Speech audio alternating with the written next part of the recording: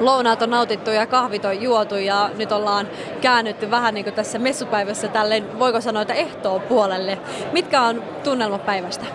Kiitos, hienot tunnelmat, mukavasti ihmisiä koko ajan ja erityisesti niin tuntuu, että ennen lounasta niin tämä tahti kiihtyi siellä. Että hyviä kontakteja ja paljon mielenkiintoisia keskusteluja.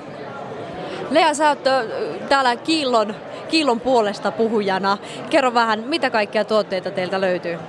No, meiltä löytyy henkilöhygieniatuotteet, sitten pesu- ja puhdistusaineet, siivoustuotteet ja myöskin koneellisia astianpesun tuotteet ja sitten tietysti ne välineet, millä näitä töitä voi suorittaa.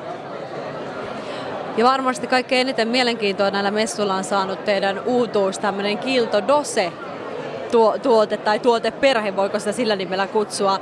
Mikä se on? Kilto Dose on tämmöinen annostelujärjestelmä henkilöhygieniaan, eli siihen samaan tuoteperheeseen niin löytyy saippua, Hair & Body-tuote sekä shampoo.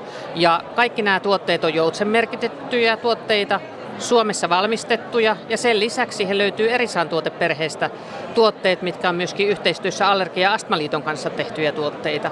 Ja myös annostelija on suomalainen, että haluan tuoda tätä Suomi-korttia tässäkin esille. Kyllä. Toistetaan vielä kerran, eli kotimaista laatutuotetta tai laatutuotteista on kyse. Kyllä, kotimaista tuotetta ja Turussa valmistettuja, meidän Turun tehtaallamme tehtyjä. Kiitoksia Lea ja oikein mukavaa päivää. Kiitoksia, hyvää päivää myös teille.